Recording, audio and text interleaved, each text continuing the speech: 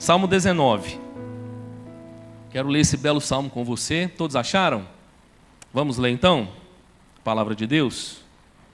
Diz assim o salmo: os céus proclamam a glória de Deus, e o firmamento anuncia as obras das suas mãos. Um dia discursa a outro dia, e uma noite revela conhecimento a outra noite. Não há linguagem, nem há palavras, e deles não se ouve nenhum som. No entanto, por toda a terra se faz ouvir a sua voz, e as suas palavras até os confins do mundo. Aí pôs uma tenda para o sol, o qual, como noivo que sai dos seus aposentos, se regozija como herói a percorrer o seu caminho. Principia numa extremidade dos céus, e até a outra vai o seu percurso, e nada refoge ao seu calor. A lei do Senhor é perfeita, e restaura a alma. O testemunho do Senhor é fiel, e dá sabedoria aos simples. Os preceitos do Senhor são retos, e alegram o coração. O mandamento do Senhor é puro, e ilumina os olhos. O temor do Senhor é límpido, e permanece para sempre. Os juízos do Senhor são verdadeiros, e todos igualmente justos. São mais desejáveis do que ouro, mais do que muito ouro depurado, e são mais doces do que o mel e o destilar dos favos. Além disso, por eles se admoesta o teu servo, em os guardar a grande recompensa. Quem há, Senhor, que possa discernir as próprias faltas? Absolve-me das que me são ocultas. Também da soberba, guarda o teu servo. Que ela não me domine. Então serei irrepreensível e ficarei livre de grande transgressão. As palavras dos meus lábios e o meditar do meu coração sejam agradáveis na tua presença, Senhor, rocha minha e redentor meu. Amém, irmãos? Que Deus possa falar conosco, aplicando a sua palavra, nos edificando, nos fortalecendo, nos transformando, nos animando para a honra e glória do seu nome, em nome de Jesus. Recentemente eu disse aqui, dei o dado aqui para a igreja, que pela primeira vez nós temos 3 estados no Brasil, que o número de evangélicos já ultrapassou o número de católicos. Ou seja, nós temos visto o crescimento das igrejas evangélicas no Brasil afora.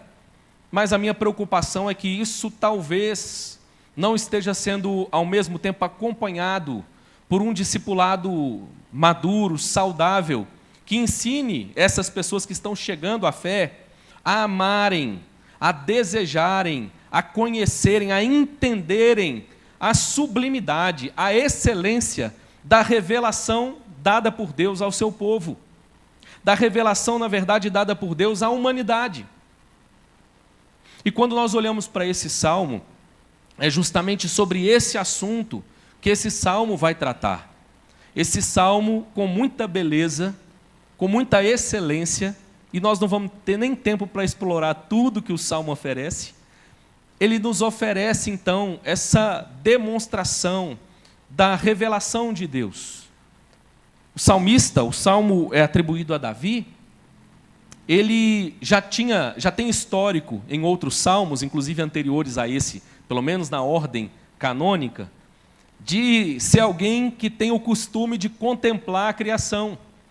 Se você se lembrar, por exemplo, do Salmo 8, ele começa com uma declaração da grandeza de Deus. Ó Senhor, Senhor nosso, quão magnífico em toda a terra é o teu nome.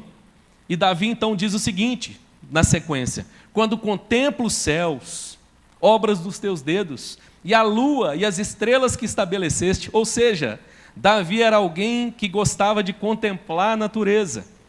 E aqui nós temos mais uma vez um salmista que contempla a natureza. Ele então vai dividir o seu salmo basicamente em 2 partes.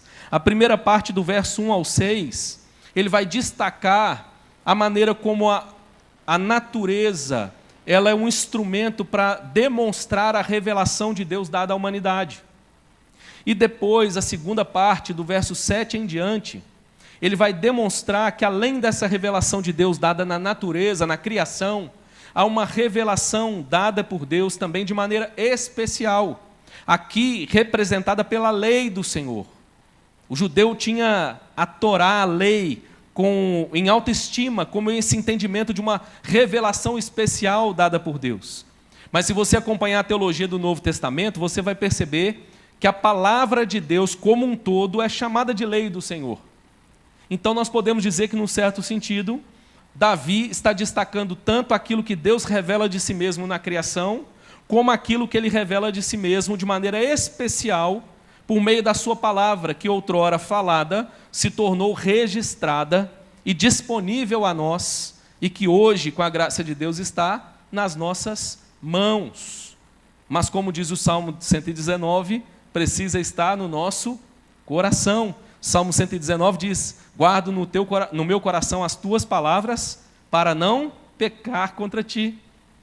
E quando eu olho então para esse salmo, nós percebemos essa descrição então de uma espécie de 2 livros dados por Davi. Um livro que revela algumas coisas, é o livro que nós entendemos como uma revelação geral, é o livro da criação de Deus. O outro livro que revela de maneira especial outras coisas sobre Deus, e eu vou discursar sobre isso aqui daqui a pouco. É interessante essa percepção. João Calvino, por exemplo, comentando esse salmo, ele diz o seguinte: Davi, com o intuito de encorajar os fiéis a contemplarem a glória de Deus, põe diante deles, em primeiro plano, um espelho dela na textura dos céus e na admirável ordem de sua estrutura, para que a visualizemos. E, em segundo plano, ele direciona nossos pensamentos para a lei, na qual Deus se fez mais familiarmente conhecido de seu povo eleito. Então, Calvino destaca a maneira como, de maneira muito clara, esse salmo pode ser dividido como esses 2 livros de Deus apresentados, como a sua revelação dada aos homens. Tem um outro autor, de um nome assim um pouco diferente, difícil de pronunciar, que ele disse certa vez, comentando esse salmo, o seguinte: se o autor da natureza e das escrituras é o mesmo Deus, então, a certa altura, os 2 livros precisam contar a mesma história. Olha que bonito, irmãos. E basicamente, então, quando nós contemplamos esse salmo, nós nos veremos então expostos diante de 2 livros. Nós entendemos que esses 2 livros são complementares. Eles conjuntamente revelam o nosso Deus. Eles conjuntamente trazem informações importantes e preciosas acerca do nosso Deus. Ouvi esses dias um pastor dizendo uma frase que eu achei muito interessante. Primeiro, há um entendimento entre os teólogos reformados que teologia não é um assunto da academia. Teologia tem a ver com o conhecimento da revelação de Deus, então é assunto para todos os crentes. Todos nós somos teólogos, aliás, todo ser humano. Porque na medida em que alguém assevera qualquer coisa sobre Deus, até mesmo a não existência de Deus, ele o faz de maneira teológica. Há um senso na cabeça e no coração daquela pessoa que está sendo expresso através das suas palavras. Então, como disse um autor aí que colocou inclusive esse título no seu livro, nós somos todos teólogos. Todos nós afirmamos coisas sobre Deus. Podemos fazê-lo à luz da revelação, ou podemos fazê-lo à luz do nosso próprio entendimento, segundo aquilo que nós julgamos ser o certo ou o errado acerca de Deus. No entanto, a frase que eu ouvi essa semana, que eu achei muito interessante, é que não apenas nós somos todos teólogos, como todo conhecimento é teológico. É interessante observar isso. Mas, basicamente, o que nós vamos aprender à luz das Escrituras é que todo verdadeiro conhecimento é teológico. Em que sentido? Santo Agostinho, ou Agostinho de Hipona, disse certa vez que toda verdade é verdade de Deus, seja ela encontrada onde for. Na medida em que nós, por exemplo, fazemos ciência, estudamos outras matérias, todo conhecimento adquirido é um conhecimento teológico, porque ele revela coisas acerca de Deus. Quando eu conheço, por exemplo, as leis da física, esse assunto não é, em primeira instância, sobre física. É sobre o Deus que criou esse mundo regido por leis da física. E dessa forma, todo conhecimento, então, se revela um conhecimento teológico. Por que eu estou dizendo tudo isso? para chamar a sua atenção para essa percepção importantíssima acerca da revelação de Deus. O que a Bíblia nos ensina é que nós servimos a um Deus que escolheu se revelar. E como é que Deus fez isso? Deus fez isso de uma maneira mais geral, através da sua criação, e Deus fez isso de uma maneira mais específica e especial, revelando a sua graça, revelando o seu caráter, revelando os seus atributos aos homens. E é especificamente, irmãos, sobre isso que esse salmo nos apresenta. Se você der uma olhada então dos versos 1 ao 6, você vai perceber com que beleza esse primeiro livro, o livro da criação, é retratado. Esse livro é descrito de maneira poética e belíssima por Davi. Quando nós olhamos para esse salmo, ele começa, por exemplo, dizendo assim: os céus proclamam a glória de Deus. Aqui nós temos a expressão para Deus no original hebraico, que denota Deus com o caráter de um Deus que revela o seu poder criacional. O Deus aqui descrito é o Deus criador. O Deus que tem o poder de criar. E ele então vai dizer que esse Deus, ele colocou na sua criação uma mensagem. É isso que ele está dizendo. Os céus proclamam a glória de Deus. E o firmamento anuncia as obras das suas mãos. É interessante que a expressão para firmamento aqui às vezes é mal compreendida por alguns cristãos, mas ela tem um sentido dentro dessa cosmologia judaica. Basicamente, o que o judeu entendia é que o mundo tinha sido criado como uma espécie de domo, uma espécie de uma taça de cabeça para baixo. Então, para eles, o firmamento era algo sólido, criado por Deus sobre a terra. E dentro desse cosmos criado por Deus, Deus então encerrou uma mensagem. É isso que Davi e que o judeu entendia ao ler esse salmo. Então ele está dizendo que essa criação divina, ela compartilha algo, ela transmite uma mensagem. Ele diz: o firmamento anuncia as obras das suas mãos. Ele vai dizer ainda de maneira poética no verso 2: um dia discursa a outro dia, e uma noite revela conhecimento a outra noite.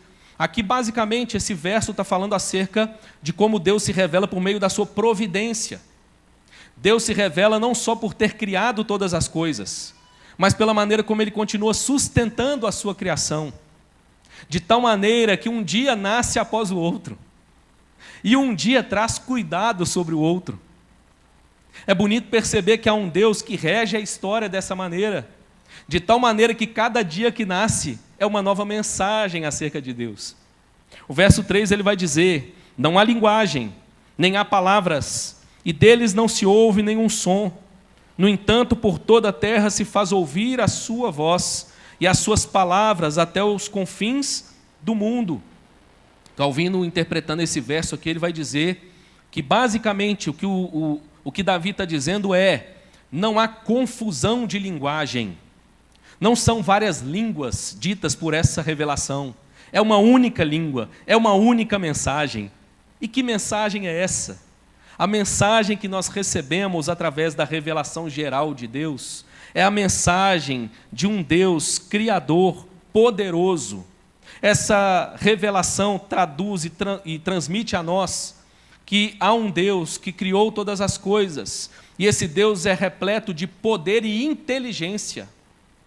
O Deus das Escrituras é o Deus repleto de poder e inteligência. Quando nós contemplamos a simples criação de Deus, o que o Salmo está dizendo é que a mensagem que ela transmite é uma mensagem acerca de inteligência e poder divino. Em outras palavras, quando nós nos debruçamos sobre esse livro, em tudo aquilo que nós fazemos e que não tem um caráter redentivo, nosso trabalho cotidiano, nosso trabalho de pesquisa dentro de uma academia, dentro da universidade, tudo isso deveria nos levar a reconhecer a presença, a existência de um Deus que criou todas as coisas, deveria nos levar a glorificar, a adorar o seu nome, a reconhecê-lo. a reconhecer o seu poder, irmãos, e quando temos os nossos olhos abertos pela graça de Deus, é justamente isso que é restaurado em nós.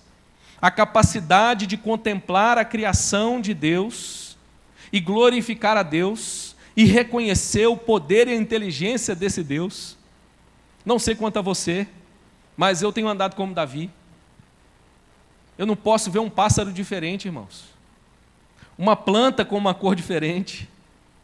Eu não posso contemplar algo diferente, que aquilo gera em mim um profundo desejo de adorar a Deus, de glorificar a Deus, porque eu contemplo nessas coisas a beleza do Criador. É interessante que recentemente eu fui ler alguma coisa sobre paleta de cores. O pessoal que é da comunicação geralmente lê sobre essas coisas.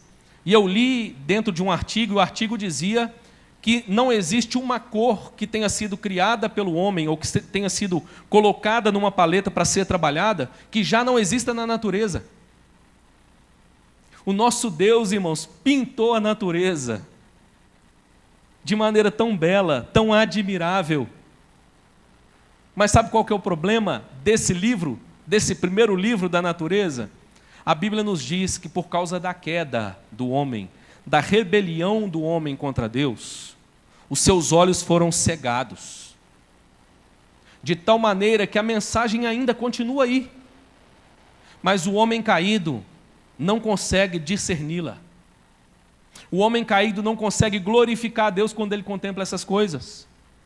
O apóstolo Paulo, inclusive, vai falar sobre isso lá em Romanos 1. E lá em Romanos 1, o que ele vai dizer é ao contrário disso.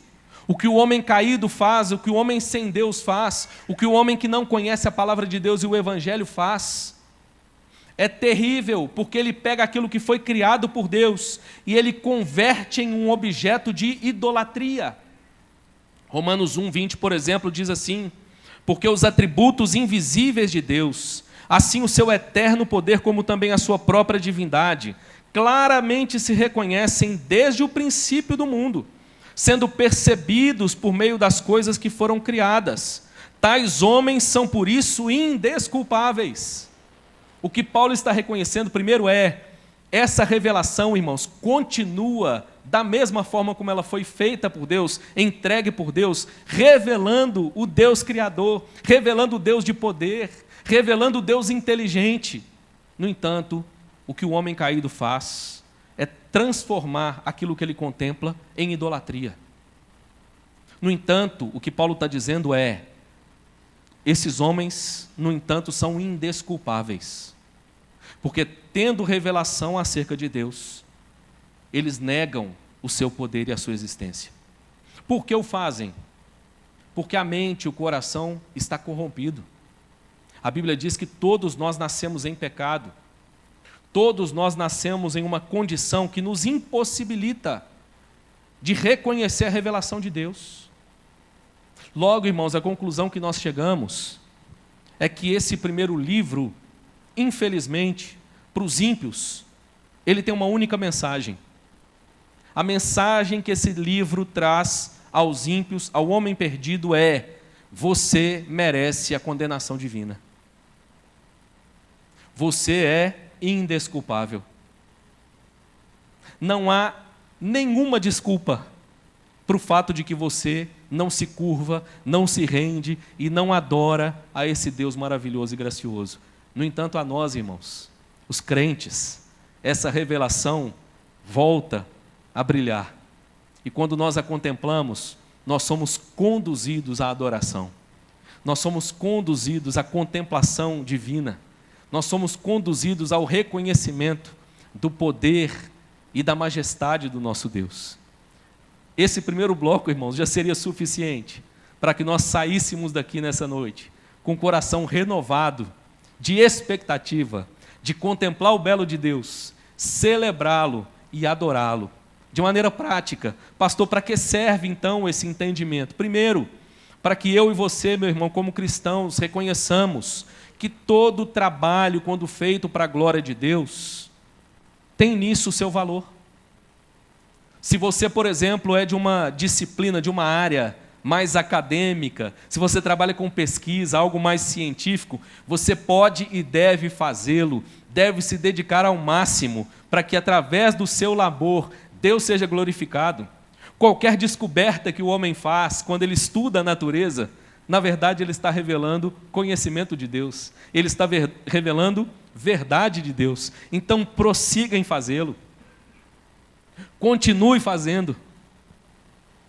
A segunda mensagem, de maneira prática, que esse primeiro bloco traz a nós, irmãos, é que há um Deus maravilhoso, que revelou o seu poder na sua criação. E sabe qual é o clímax da revelação geral de Deus?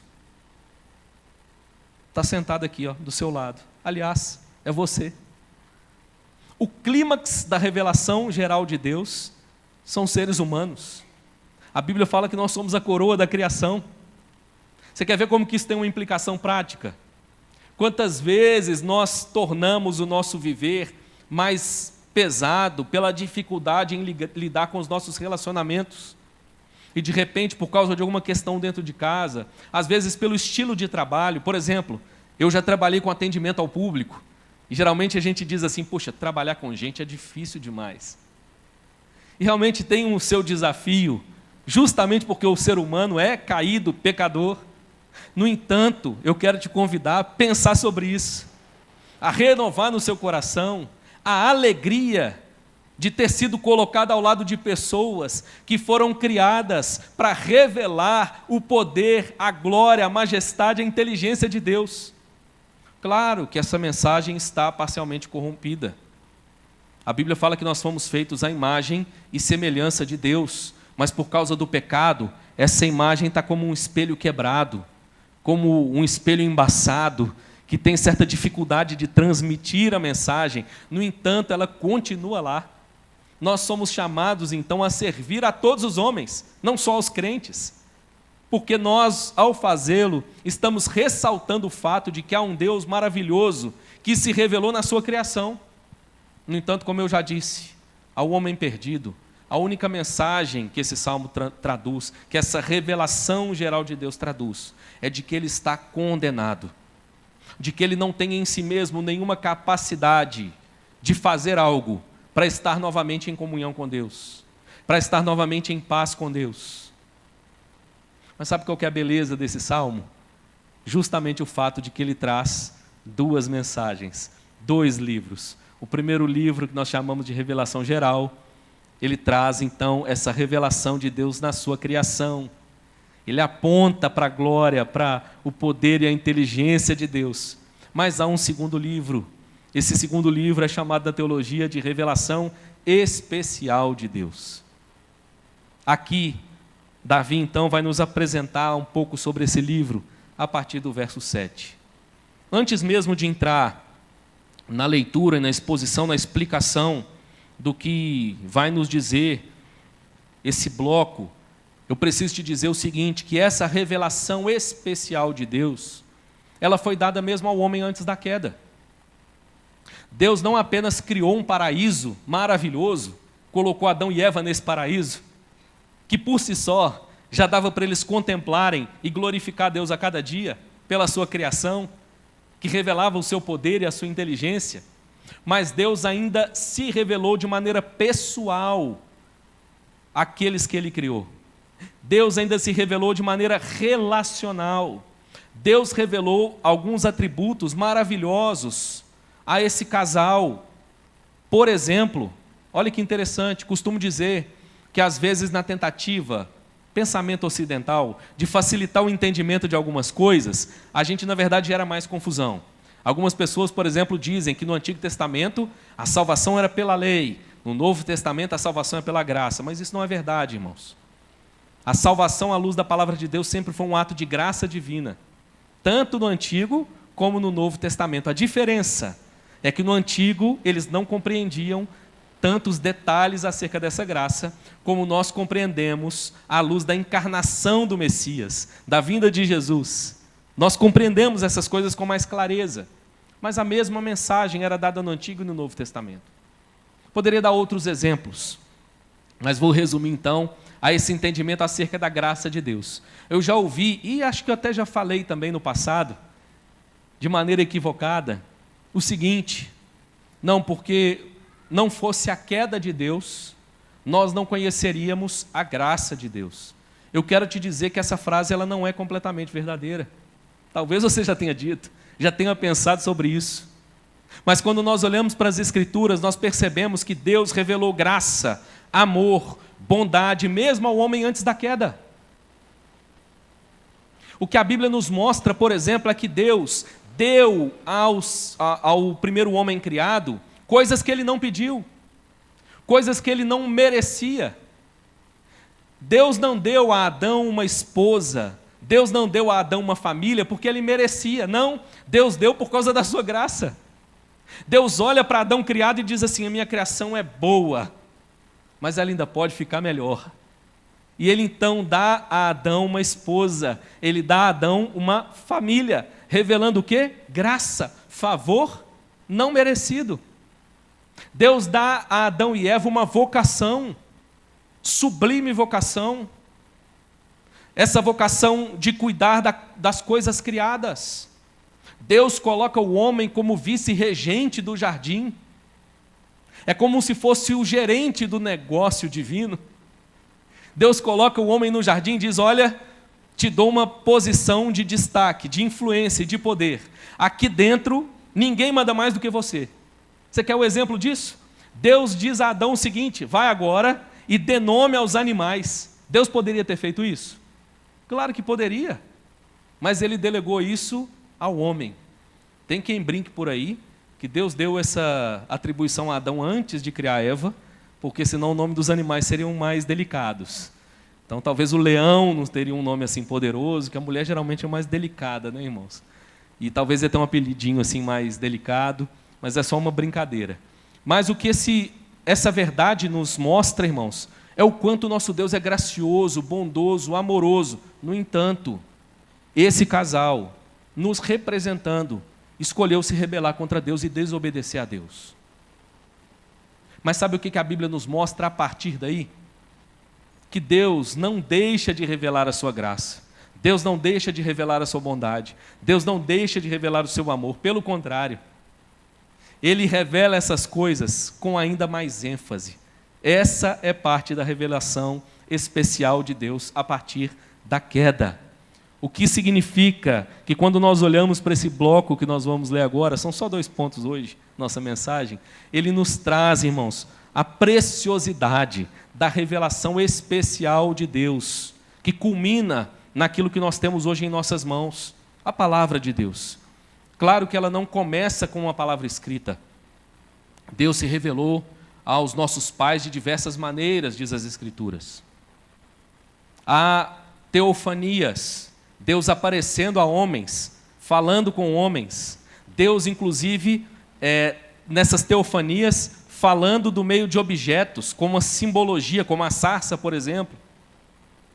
A partir dali também nós temos Deus se revelando por meio não só dos símbolos que nós temos no Antigo Testamento. Por exemplo, um dos símbolos que eu me lembrei essa semana, uma praga alcança o arraial dos judeus, dos hebreus, e para que essa praga fosse aplacada, Moisés então recebe uma direção, e ele constrói uma espécie de cruz, e ele crava uma serpente nessa cruz, com o nome de Neustã, e ele pendura essa espécie de cruz com uma serpente cravejada, e a Bíblia diz que naquele momento, a peste se retirou do arraial dos hebreus, dos judeus, simbolizando aquilo que aconteceria com Cristo, irmãos. Olha que bonito.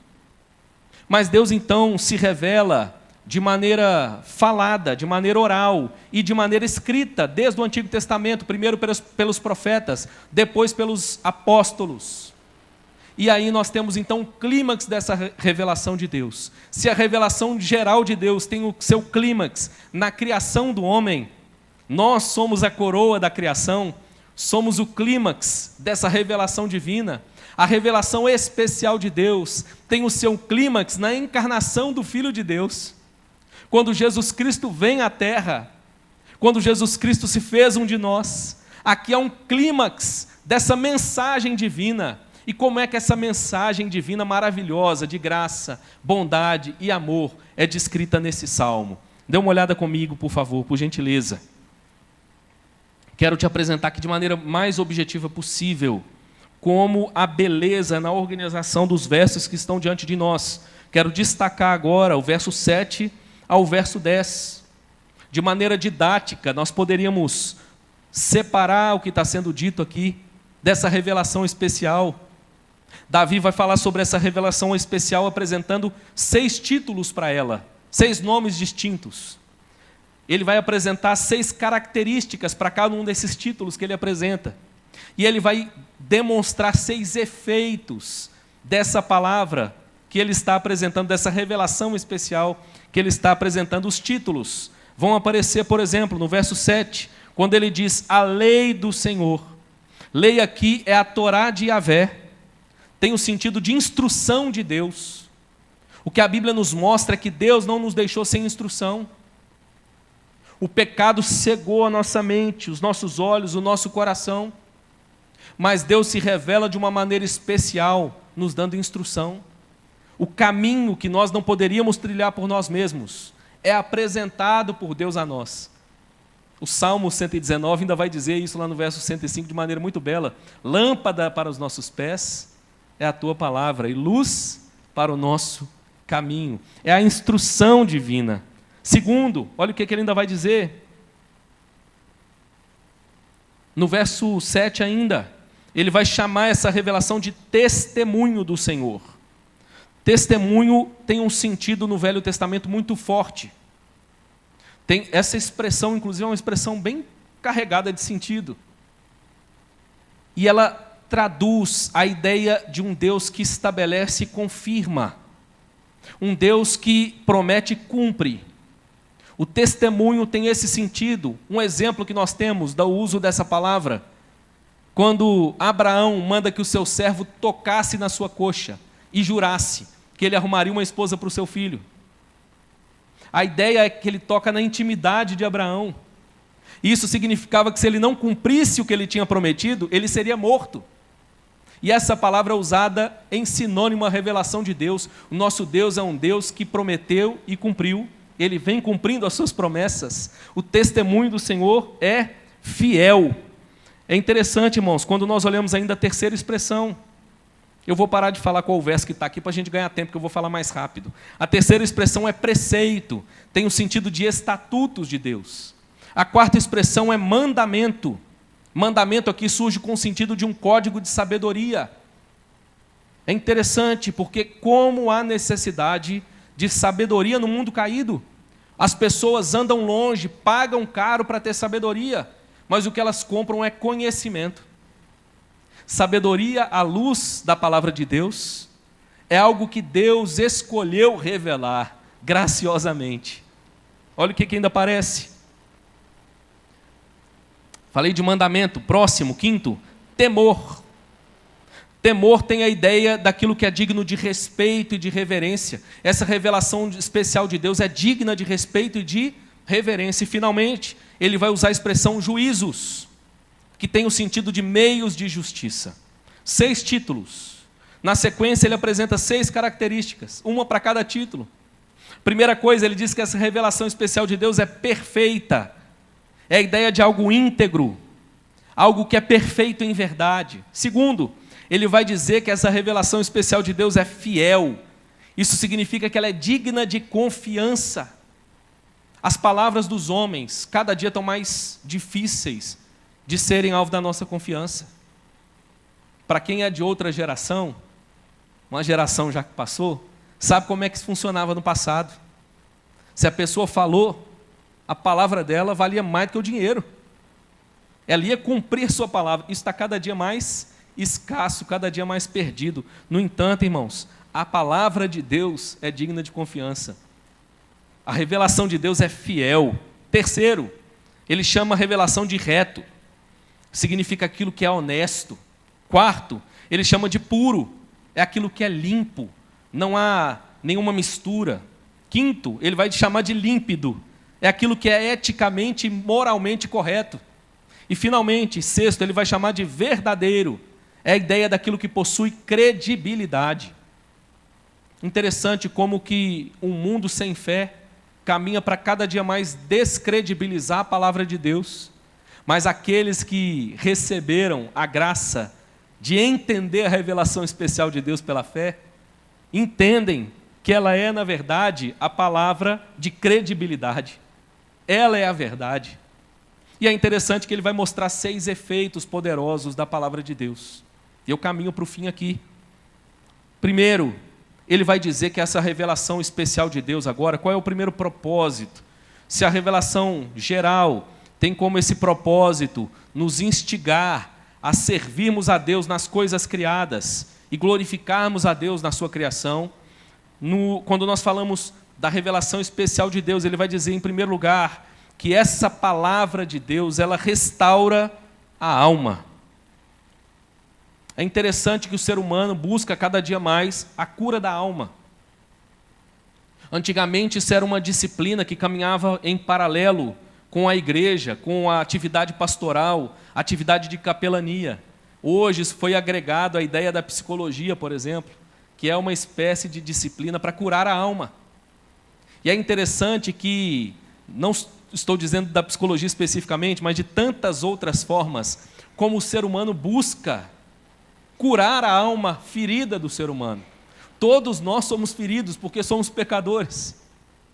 E há uma necessidade de uma alma restaurada. E nós buscamos restaurar essa alma. Mas sabe o que nós conseguimos a parte de Deus e da sua revelação? Apenas colocar um curativo.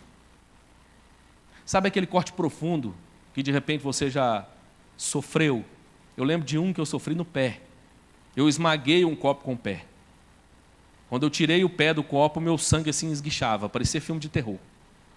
Meu irmão correu, amarrou uma camisa para me levar para o médico. Imagina você colocar um band-aid nesse curativo e tocar a vida. Pode acontecer que você não sobreviva. Pode acontecer que você tenha uma grave infecção. Ou pode acontecer que até que o seu corpo o restaure. Mas a cicatriz que vai ficar ali vai ficar horrorosa. Porque não houve uma restauração daquela ferida. Sabe quem restaura a alma do ser humano? A revelação especial de Deus, a palavra de Deus. Segundo, ele diz que ela dá sabedoria aos simples.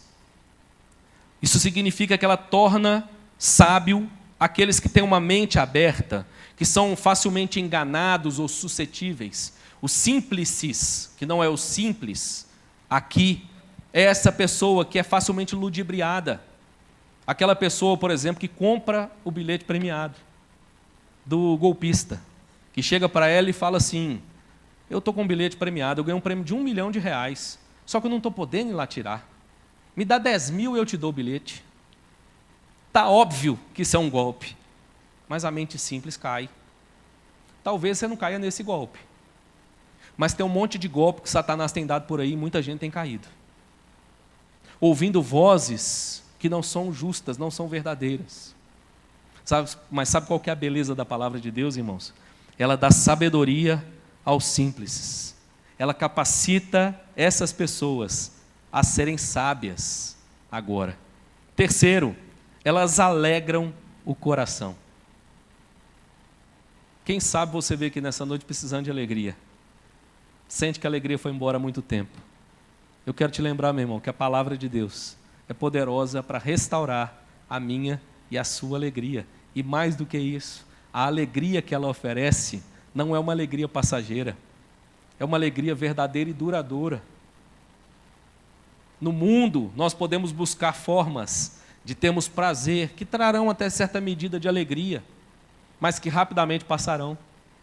No entanto, a palavra de Deus oferece uma alegria que é verdadeira e duradoura. Meu irmão, tudo isso, espero que esteja te motivando a amar ainda mais a palavra de Deus, a desejar conhecê-la ainda mais, a desejar meditar, trazer essa palavra para tudo que você faz ao longo do seu dia, permitir que ela norteie cada decisão, cada momento. Olha o que ele ainda diz, quarto lugar, essa revelação especial de Deus ilumina os olhos. O que isso significa? Ela capacita a enxergar com clareza. Cheguei agora nos 40 e alguma coisa, e minha vista começou a ficar embaçada. Eu já preciso de um óculos, por exemplo, a Bíblia, com a letra que eu tenho nessa posição, nessa distância, ainda está boa para ler. Porque se chegasse um pouquinho mais perto, não vai. A vista ela vai ficando embaçada. Mas ela é uma parábola da condição da nossa alma. A parte de Deus e da sua revelação, nós enxergamos cada dia menos.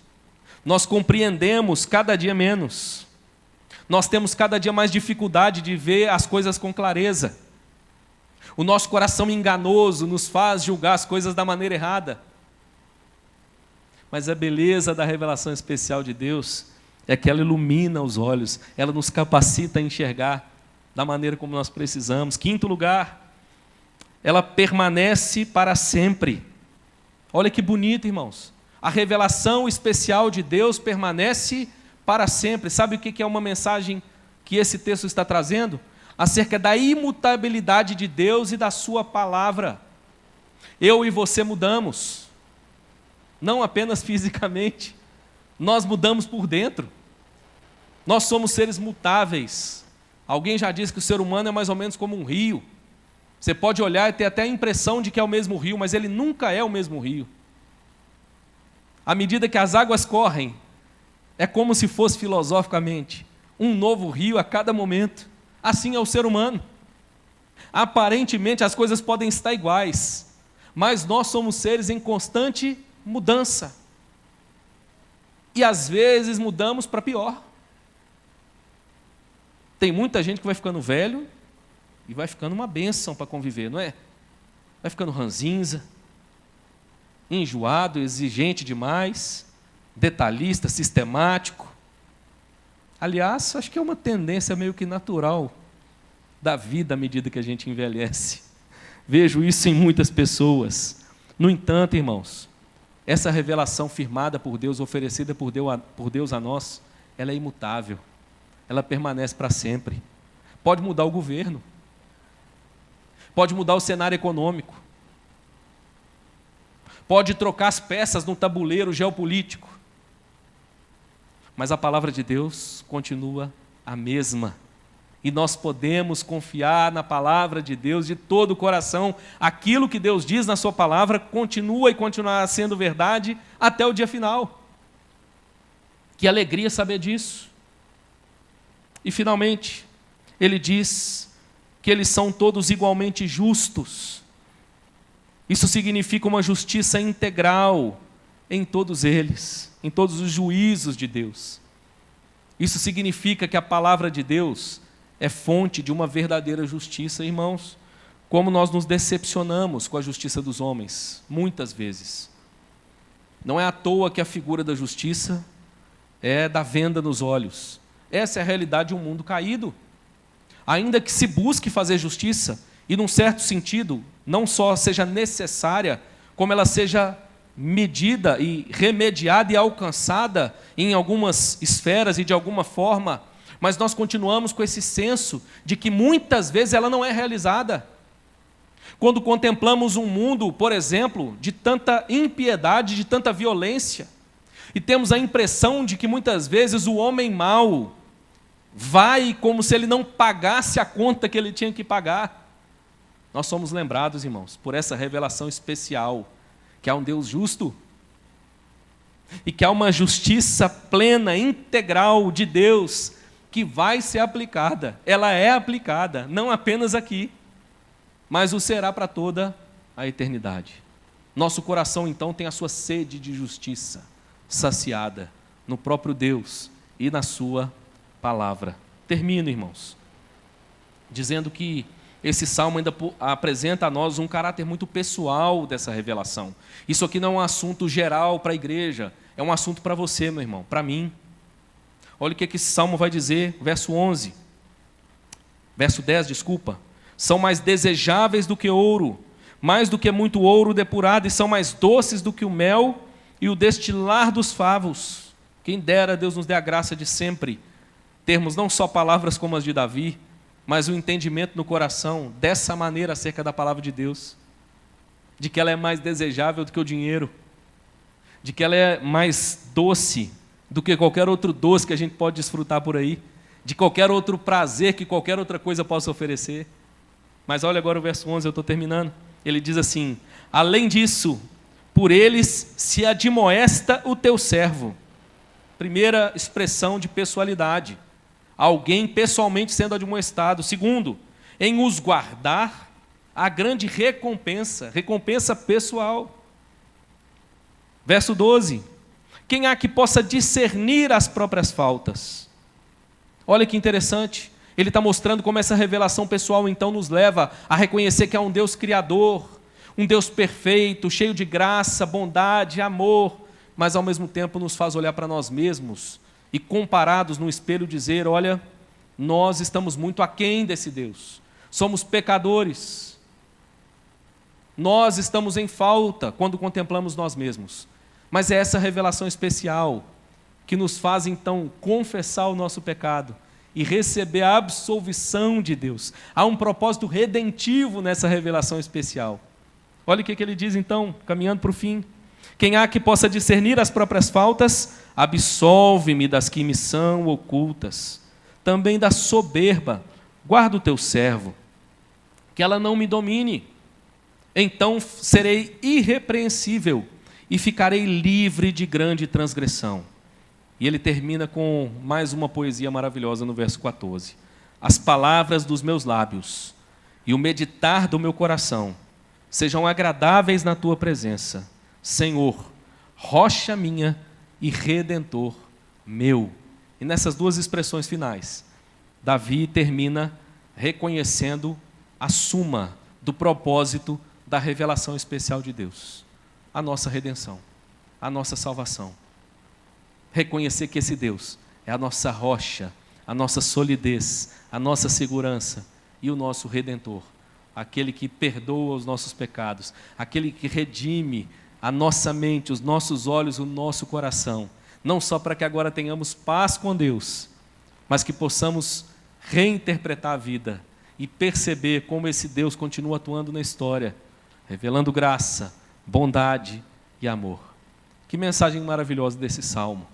Que ela possa nos inspirar a renovar nossa alegria em servir a Deus na sua criação, em glorificar a Deus pela sua criação, mas que ela também possa nos inspirar a amarmos, a nos debruçarmos, a buscarmos conhecer cada dia mais a palavra de Deus, como essa grande pérola, essa grande riqueza oferecida, ofertada a nós. Que ao sair daqui essa noite, meu irmão, espero eu, você saia com mais desejo de conhecer a palavra de Deus. Há tanta riqueza. Não estou falando que você não pode ir num psicólogo. Não estou falando que você não pode tomar um remédio. Mas de repente tem pílulas de sabedoria para restaurar a sua alma, que você tem descartado e que estão disponíveis a mim e a você. Ele não só redime a nossa alma, nos oferecendo o céu e a vida eterna. Ele redime a nossa alma para vivermos no presente. Que alegria, que graça, que amor recebemos da parte de Deus por meio da sua palavra. Amém, meu irmão? E que Deus nos abençoe em nome de Jesus.